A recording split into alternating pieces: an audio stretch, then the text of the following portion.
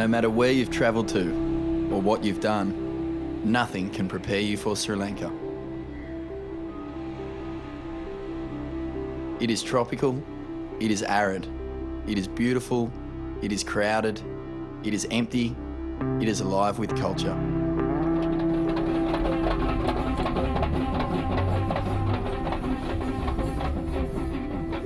Due to its prominent position on the ancient sea routes between Europe, Africa and Asia, the Teardrop Island, once known as Ceylon, has been a crossways of culture, trade, religion and empires for thousands of years. In this little island, the population are 19 million, 74% Sinhalese and 18% Tamil, 7% Muslim and 1% is Burgher. Those are the descendants from the Dutch period. I still say you can live in this country without a rupee. If you know the people, if you go inside the country and ask a glass of water, a person maybe who is having few things at home, he try to give you at least a coconut or a cup of tea he offer. That's not for money. The Portuguese, the Dutch, the British, and countless princes and kings who came before the colonists. The dust of 100 kingdoms is at your feet in Sri Lanka. The empires may have crumbled, but fortunately, some of their monuments remain.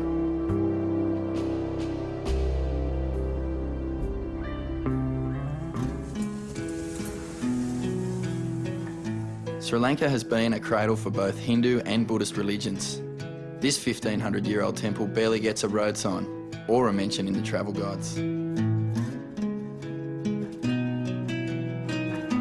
1,400 years before the time of Christ, Sri Lanka was already trading spices with Egypt.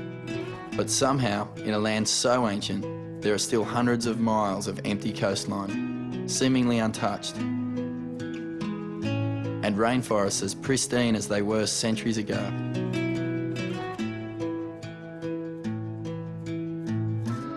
For the adventurous surfer, coming to Sri Lanka is not like any other surf trip you might go on. There's just so much more to it than waves. It's like a safari cross, really awesome surf trip. It's kind of like stepping back in time in some respects. It's like a nomad adventure rather than that surf trip where you just go to the Mentawais and you just go on to surf. Here it's more of a experience. In an age of pre-packaged holidays, Wi-Fi hotspots, boat trips, bus trips and shiny hotels, there are few places left on this planet where you can truly feel like you have discovered a world you thought no longer existed. But that's exactly what you can find in Sri Lanka. Old, new, east, west, nature, people and gods. Here it all binds together to form one colour, the colour that is Sri Lanka.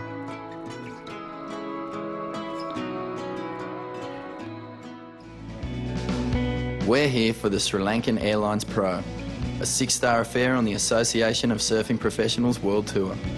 The venue is Arugam Bay, one of the most idyllic venues on the calendar.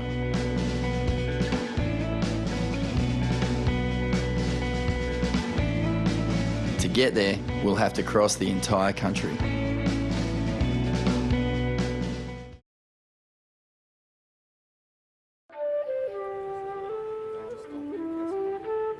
Leaving the capital of Colombo and heading east through the endless string of small sleepy villages as the road climbs into the mountains.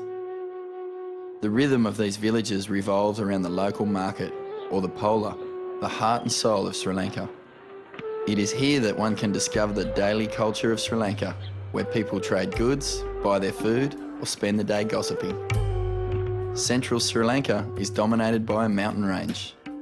The hot tropical air below pushes up into the hills and gives the high country a permanent mist and keeps the landscape lush and green.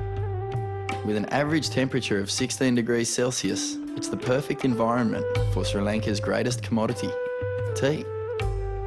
Introduced to the island in the late 19th century by the British, tea has remained vitally important to the Sri Lankan economy. It still provides the majority of jobs for people living outside the cities. These beautiful undulating tea fields produce some of the finest teas in the world through a process unchanged since Victorian times. Climbing down from the hill country, the temperature rises, the clouds disappear, and a shimmer of heat surrounds you. You know you're in the tropics again. Having travelled 315 kilometres east of Colombo, we passed through the Muslim village of Potterville, the last stop before arriving in Arugam Bay, a pristine strip of coast situated in the dry zone of Sri Lanka's southeast. The small population of locals live off the sea. For years, Arugam Bay has attracted nomadic surfers due to its long right-hand point break. For the first time in its history, Sri Lanka played host to an international world tour event, the Sri Lankan Airlines Pro. Over 64 international surfers made the trek. There is certainly a novelty factor to this wave, and not just because of its incredible length. This wave really has its own personality. Breaking over a rocky bottom covered with sand, Arugam Bay breaks just a few metres away from the beach. Some sections of the wave break so close that you can literally jump off the sand and be up and riding within a few strokes.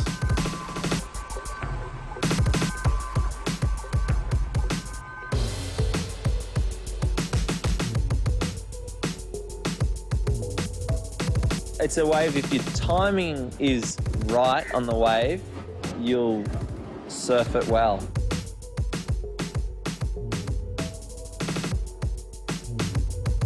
I'd probably most compare it to maybe a little bit sectionier than Burley, because it has got that little power section. I think a really high performance wave, and you know, it's a really contestable wave.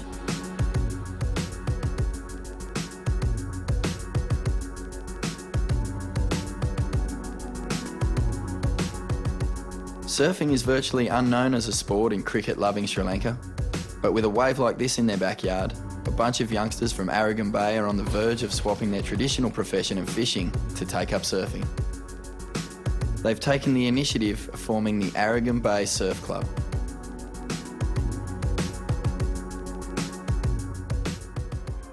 So hi, I'm Krish from Arugam Bay Surf Club. We have a good location. It's in East Coast. This is our home break. We have a very good surfers, and I reckon in Sri Lanka we are the best surf club in Sri Lanka. So we are more proud of with this contest to competing with the Australian surfers, and we get very experience with surf. It doesn't matter if we select or not. We surf with the pro surfers.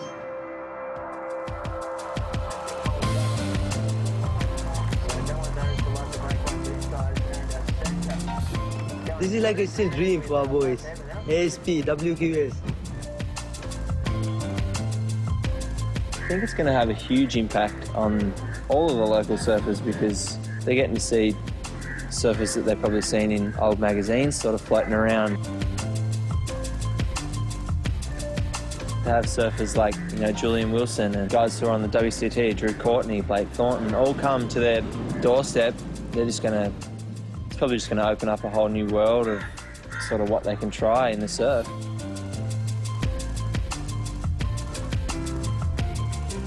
I mean, you'll probably come back next year and the kids will be surfing way better. Now they've kind of seen a contest go on and the level where surfing's at, hopefully they catch on and start tearing this wave to pieces.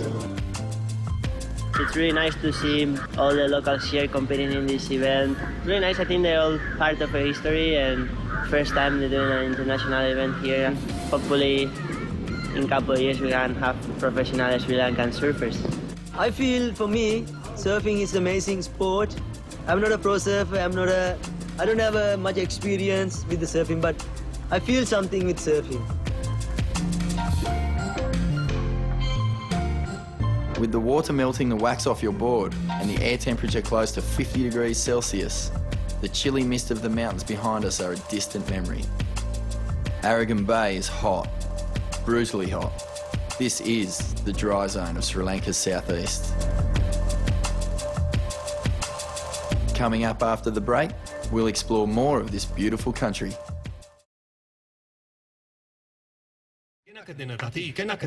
Since we've come halfway around the world, Richard Christie and Billy Stearman from New Zealand decided to take a look around. The adventurous spirit is well catered for in Sri Lanka. Sooner or later, a tuk-tuk will come by and you're on your way. It's amazing that for such a small island with such a large population, so much of the country seems quite empty. Wherever there are no people, the countryside opens up and the animals take over. The wildlife in this part of Sri Lanka is stunning. It's like Africa meets an Indian jungle safari.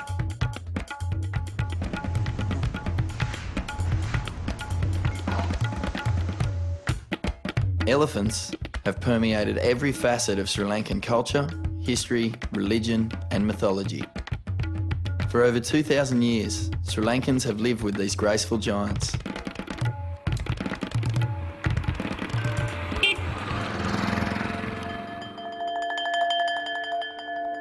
This beautiful temple, just sitting in the middle of a village along the roadside, is over 1,000 years old. It's absolutely amazing. It would have been built using the most basic of tools: chisels, clay, mud, paints from the earth, not from a factory. A monumental task. It would have been spectacular in its day, and still is. And kids, just like these ones, would have been playing around its base for that entire millennium. Not a lot has changed in this village since it was first built. The temple is still a centre of hope, emotion, happiness and sadness. It is exactly what it was designed to be 1,000 years ago. Every temple has its own mythology. This one, built near the sea, is said to mark the place where two gods arrived to Sri Lanka in stone boats. These two smooth hull-shaped rocks on the beach nearby are said to be those boats which carried the gods to shore. Fortunately for Richie and Billy, the gods landed next to a great right-hand point break.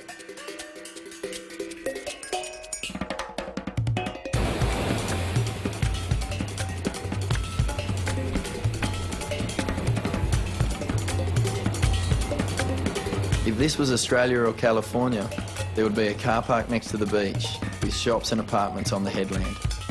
But it's not, it's Sri Lanka, and most days the closest surfer is hundreds of miles away. This is actually a known break in the area, but there are dozens more like it, just peeling away, empty and waiting for the next tuk-tuk with boards on the roof to come along.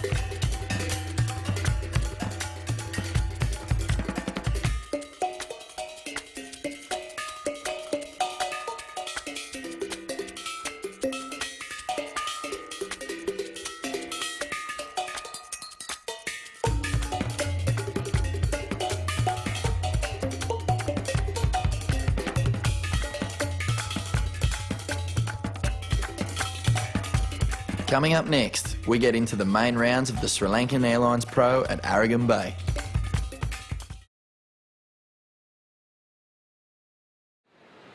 We're at the business end of one of the most important World Tour events of the year for those surfers who need to establish themselves. Doing well here could launch their careers onto the world stage. I think the talent level out here is pretty high and the waves are picking up, so I think it's going to be a good finish to the final day. The final day was an event organiser's delight. The swell picked up and the wind swung offshore. The surfers simply revelled in the perfection. Indonesian surfer Dedi Siriana looked the goods throughout the event and posted his best ever result, but was eventually knocked out by the unstoppable Jake Sharp from Australia.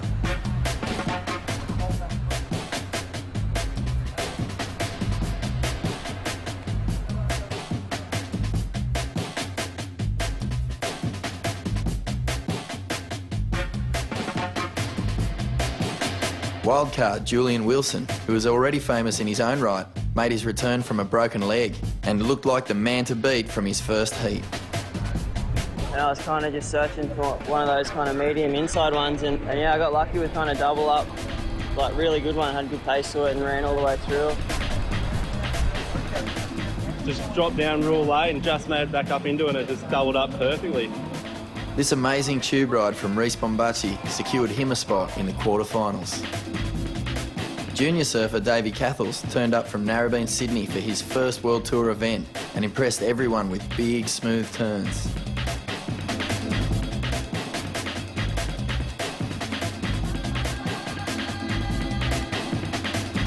Eventually falling to Warhorse Drew Courtney in the quarterfinals. I've been doing it for 10 years now and I had a lot of experience, so just waited and obviously got the score on that last wave. Austin Ware from San Diego looked promising in quarterfinal number 2 as the waves kept getting better and better. The heat was eventually won by Australian Jake Sharp, who posted multiple high-scoring rides.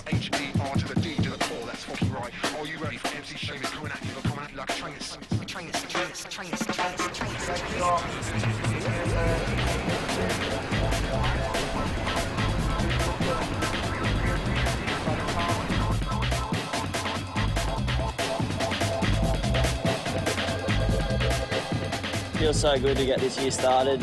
I was hoping to have a full year on the QS, but obviously that got postponed a little bit with the injury, but kind of found my feet again. I'm feeling pretty confident again, and yeah, I'm just happy to be surfing and you know, enjoying waves like this. Opadchy again scores another long tube ride, but it wasn't enough to overpower Julian's clean-flowing style and multiple high-scoring waves.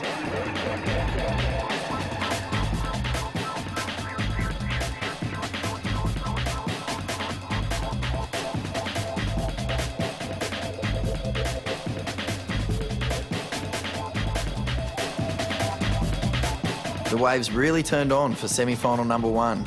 Californian prodigy Nat Young beat Jake Sharp, with both riders surfing really good and getting high scores. I've been surfing out here every day, like 3 times a day, and I was just in kind of a good rhythm with the sets. I'm stoked I came, and this is the best I've done so far this year, the farthest I've made it.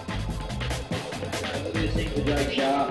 This is a great exchange. Leaders wrapped it up, and now the cameras will pick up on line surfing action in this exchange from your. He's going to come around the section. It's about to become an exchange with the man in blue parking in the tube on the outside. So a big wall for Drew. Well, there is a double barrel and he splits. Julian's march towards the final seemed unstoppable, ending Drew Courtney's run with fast critical turns and linking them together through seemingly impossible sections.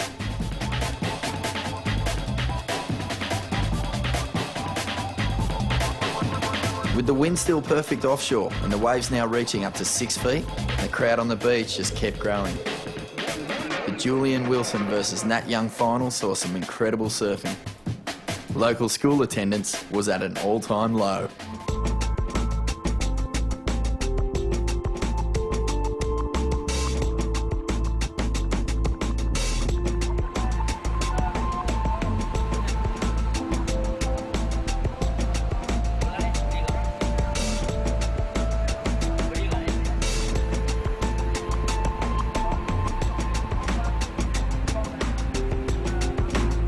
It's interesting to see the locals' reactions to the surfers. In a place where nothing much changes and the focus is mostly on the next meal or the next fishing trip.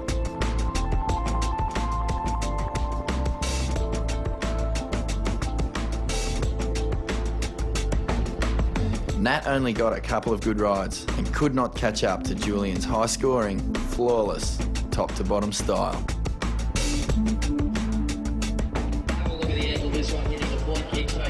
Well, with this very good-looking second wave now underway, Julian Wilson races down Arugam Bay, and he does a check turn to hit the lip like that, and he's looking very confident with that bottom turn, top turn combo, and the man in blue goes off to the wall, so to speak. Julian's win capped off a remarkable event in a remarkable place.